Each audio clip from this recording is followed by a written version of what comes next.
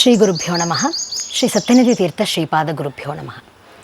ಪ್ರತಿಯೊಬ್ಬ ವ್ಯಕ್ತಿ ತನ್ನ ಜೀವನದಲ್ಲಿ ತನಗೆ ಬೇಕು ಎಂದು ಆಶಿಸೋದು ಸಂತೋಷ. ನಾನು ಸಂತೋಷದಿಂದ ಬಾಳಬೇಕು, ತೃಪ್ತಿಯಿಂದ ಬಾಳಬೇಕು, ಇದೇ ಪ್ರತಿಯೊಬ್ಬರ ಬಯಕೆ. ಆದರೆ ಎಷ್ಟೋ ಕಾರಣಗಳಿಂದ ತೃಪ್ತಿಯನ್ನು ಕಳೆದುಕೊಂಡು ಅಸಂತೃಪ್ತರಾಗಿ ದುಃಖಿತರಾಗಿ ನಾವು ಜೀವನವನ್ನು ನಡೆಸ್ತೇವೆ. ಇದರ ಹಿಂದೆ ಒಂದು ಸುಂದರ ಕಾರಣವನ್ನು ಶಾಸ್ತ್ರ ಹೇಳ್ತದೆ. ನಮಗಿರುವ ಕಾಮ ಲೋಭಗಳು ಇವೇ ಈ ಅಸಂತೃಪ್ತಿ ಜೀವನಕ್ಕೆ, ಸಂತೋಷ ಇಲ್ಲದ ಜೀವನಕ್ಕೆ ಕಾರಣ ಎಂದು.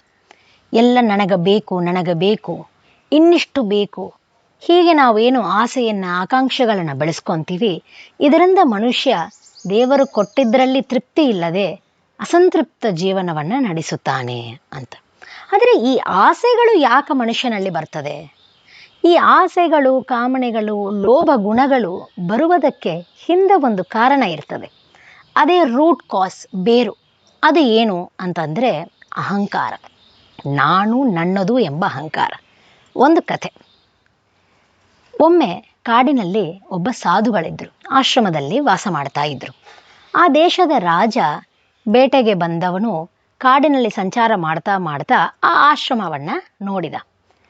ರಾಜನಿಗೆ ಅನಿಸ್ತು, ಒಳಗೆ ಹೋಗಿ ಋಷಿಗಳ ಜೊತೆಗೆ ಭೇಟಿಯಾಗಿ ಅವರನ್ನು ಮಾತಾಡಿಸಿ ನಮಸ್ಕಾರ ಮಾಡಿ ಬರಬೇಕು ಅಂತ ಅನಿಸ್ತು.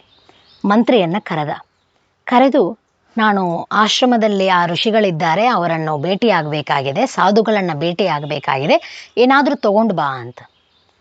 ಆ ಮಂತ್ರಿ ಕಾಡಿನಲ್ಲಿ ಸಿಗುವ ಪದಾರ್ಥ ಅಂದರೆ ಪುಷ್ಪಗಳು, ಫಲ ಇತ್ಯಾದಿ, ಅದರಿಂದ ಹೋಗಿ ಅಪರೂಪದ ಪುಷ್ಪಗಳನ್ನು ಆರಿಸ್ಕೊಂಡು ದೊಡ್ಡ ಹರಿವಾಣದಲ್ಲಿ ಇಟ್ಕೊಂಡು ಬಂದ.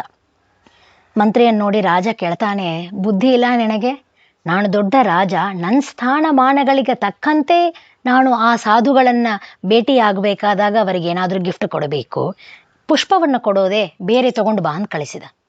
ಆ ಮಂತ್ರಿ ಮತ್ತೆ ಅಶ್ವದ ಮೇಲೆ ಕೂತು ರಾಜ್ಯಕ್ಕೆ ಬಂದು ಬಂಗಾರದ ನಾಣ್ಯಗಳನ್ನು ತಗೊಂಡು ಒಂದು ದೊಡ್ಡ ತಟ್ಟೆಯಲ್ಲಿ ಇಟ್ಕೊಂಡು ಮತ್ತೆ ಕಾಡಿಗೆ ಬಂದು ರಾಜನಿಗೆ ಕೊಟ್ಟ. ಆಗ ಮಂತ್ರಿ ಹೇಳಿದ, ರಾಜ, ಈ ಪುಷ್ಪಗಳು ಸಾಮಾನ್ಯವಲ್ಲ, ಅಪರೂಪದ್ವು, ಇವು ಬೆಲೆ ಬಾಳುವಂಥದ್ದು, ಈ ಪುಷ್ಪಗಳು ಬಹಳ ಕಾಸ್ಟ್ಲಿ ಆದದ್ದು ಅಂತ ಹೇಳಿದ. ಆ ರಾಜನಿಗೆ ಅನಿಸ್ತು, ಆಯಿತು, ಎರಡೂ ತಗೊಂಡು ಹೋಗೋಣ. ಒಂದು ಕೈಯಲ್ಲಿ ಬಂಗಾರದ ನಾಣ್ಯಗಳು, ಇನ್ನೊಂದು ಕೈಯಲ್ಲಿ ತಟ್ಟೆಯಲ್ಲಿ ಪುಷ್ಪಗಳು, ಎರಡೂ ತಗೊಂಡು ಆಶ್ರಮ ಪ್ರವೇಶ ಮಾಡಿದ. ಆ ಸಾಧುಗಳು ದೂರದಿಂದ ಆ ರಾಜ ಆಶ್ರಮ ಪ್ರವೇಶ ಮಾಡೋದನ್ನು ನೋಡಿ, ನಿಲ್ಲು, ಬಿಡು ಅಂತ ಹೇಳಿದರು. ರಾಜನಿಗೆ ಅರ್ಥ ಇಲ್ಲ. ರಾಜ ಅಂದ್ಕೊಂಡ ಬಂಗಾರದ ನಾಣ್ಯಗಳು ಇವು ಆ ಸಾಧುಗಳಿಗೆ ಇಷ್ಟ ಆಗೋದಿಲ್ಲ, ಅವರೇನು ಮಾಡ್ತಾರ, ಉಪಯೋಗಕ್ಕೆ ಬರೋದಿಲ್ಲ, ಅದರಿಂದ ಬಿಟ್ಟು ಬಿಡೋಣ ಅಂತ ಅಲ್ಲೇ ಕೆಳಗೆ ಆದರೂ ಬಿಡು ಬಿಸಾಡು ಅಂತ ಹೇಳಿದರು ಆ ಸಾಧು. ಪುಷ್ಪವೂ ಅವರಿಗೆ ಬೇಡ ಆಗಿದೆ ಅನಿಸ್ತದೆ, ಅವರಿಗೆ ಆ ಪುಷ್ಪದ ಅವಶ್ಯಕತೆ ಇಲ್ಲ ಅನಿಸ್ತದೆ ಅಂತ ಅದನ್ನೂ ಬಿಟ್ಟ. ಆದರೂ ಆ ಸಾಧುಗಳು ಬಿಡು ಅಂತಂದರು. ರಾಜನಿಗೆ ಅರ್ಥ ಆಗಿಲ್ಲ, ಏನನ್ನು ಬಿಡಬೇಕು, ನನ್ನ ಹತ್ರ ಏನಿಲ್ಲ, ಯಾವುದನ್ನೂ ಹೊತ್ತಿಲ್ಲ, ನನ್ನ ಕೈಗಳು ಖಾಲಿ ಇದೆ, ಯಾವುದು ಬಿಡಬೇಕು ಅಂತ 1-2 ನಿಮಿಷ ಕಣ್ಣು ಮುಚ್ಚಿ ಆಲೋಚನೆ ಮಾಡಿದ. ಆವಾಗ ಅನಿಸ್ತು, ಈ ಪುಷ್ಪಗಳು ಹಾಗೂ ಈ ಬಂಗಾರದ ನಾಣ್ಯಗಳು ತರೋದರ ಹಿಂದೆ ಆ ರಾಜನಲ್ಲಿ ಅಹಂಕಾರ ಇತ್ತು. ಅಹಂಕಾರವನ್ನು ಬಿಡು ಅಂತ ಆ ಸಾಧುಗಳು ಹೇಳ್ತಾ ಇದ್ದಾರೆ ಅಂತ. ರಾಜನಿಗೆ ತೋರಿದ ಮಾತು, ನಾನು ರಾಜ, ನನ್ನ ಸ್ಥಾನಕ್ಕೆ ತಕ್ಕಂತೆ ದೊಡ್ಡ ವಿಷಯವನ್ನು, ದೊಡ್ಡದಾದ ಒಂದು ಪದಾರ್ಥವನ್ನು, ಬೆಲೆಬಾಳುವ ಪದಾರ್ಥವನ್ನು ನಾನು ಆ ಸಾಧು ಕೊಟ್ಟರೆ, ಈ ವಿಷಯ ಎಲ್ಲರಿಗೂ ಮುಟ್ಟಿದರೆ ಎಲ್ಲರೂ ನನ್ನನ್ನು ಭಾರೀ ದಾನ ಮಾಡುವವನು ಅಂತ ಹೊಗಳ್ತಾರೆ. ಈ ಒಂದು ಭಾವನೆಯಿಂದ ಅವನು ಆ ಬಂಗಾರದ ನಾಣ್ಯಗಳನ್ನು, ಪುಷ್ಪಗಳನ್ನು ಪ್ರದರ್ಶನ ಮಾಡ್ತಾ ಬಂದ. ಆದರೆ ಈ ಒಂದು ಬಂಗಾರದ ನಾಣ್ಯಗಳು ಬೇಕು ಅಥವಾ ಪುಷ್ಪಗಳು ಬೇಕು, ಈ ಎಲ್ಲ ಆಸೆಯ ಹಿಂದೆ ಅವನಲ್ಲಿ ಇದ್ದಿದ್ದು ಅಹಂಭಾವ. ನಾನು ದೊಡ್ಡವನು, ನನ್ನದು ಎಂಬ ಅಹಂಭಾವ.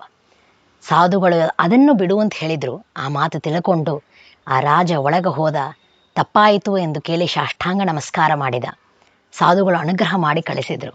ಅನಂತರ ರಾಜ್ಯಕ್ಕೆ ಬಂದು ರಾಜ್ಯದಲ್ಲಿ ಸಾಧುಗಳು ಹೇಗೆ ತಿಳಿಸಿಕೊಟ್ಟಿದ್ದಾರೋ ಹಾಗೆ ಅಹಂಕಾರ ಇಲ್ಲದೆ ರಾಜ್ಯ ಪರಿಪಾಲನೆಯನ್ನು ಮಾಡಿದ. ನಾವು ಸಾಮಾನ್ಯ ನಮ್ಮ ಜೀವನದಲ್ಲಿ ನನ್ನ ಸ್ಥಾನ, ನನ್ನ ಏನು ಅನ್ಕೊತಾರೆ ಇನ್ನೊಬ್ಬರು, ಈ ಎಲ್ಲ ವಿಷಯಗಳನ್ನು ಆಲೋಚನೆ ಮಾಡಿ ಈ ಎಲ್ಲ ವಿಷಯದಕ್ಕೋಸ್ಕರ ಎಷ್ಟೋ ಆಸೆಗಳನ್ನು, ಎಷ್ಟೋ ಕಾಮನೆಗಳನ್ನು ಬೆಳೆಸ್ಕೊತೀವಿ. ಇದು ಬೇಕು, ಅದು ಬೇಕು. ಆಡಿ ಕಾರ್ ನಾನು ಇಟ್ಕೊಂಡಿದ್ರೆ ನನ್ನ ಭಾರಿ ಅಂತ ಜನ ಅನ್ಕೊತಾರೆ ಅಂತ ನಾವು ಅನ್ಕೊತೀವಿ. ಆದರೆ ಈ ಅಹಂಕಾರದಿಂದ ಏನು ಈ ಆಸೆಗಳನ್ನು ಬೆಳೆಸ್ಕೊತೀವಿ, ಅದರಿಂದ ಅಸಂತೃಪ್ತಿ ಜೀವನವನ್ನು, ಸಂತೋಷ ಇಲ್ಲದೆ ಅಸಂತೋಷದ ಜೀವನವನ್ನು ಮಾಡ್ತೇವೆ. ಅದರಿಂದ ಮೂಲದಲ್ಲಿ ಇರುವುದು ಅಹಂಕಾರ. ಇದೊಂದೇ ಅಹಂಕಾರದ ಡಿಸಡ್ವಾಂಟೇಜ್ ಇಲ್ಲ, ಇನ್ನು ಅನೇಕ ಡಿಸಡ್ವಾಂಟೇಜಸ್, ಕಾನ್ಸಿಕ್ವೆನ್ಸಸ್ ಇನ್ನು ಅನೇಕ ಇದೆ. ಇನ್ನೊಮ್ಮೆ ಅದನ್ನು ತಿಳಿಯೋಣ. ಶ್ರೀಕೃಷ್ಣಾರ್ಪಣ ಮಸ್ತು.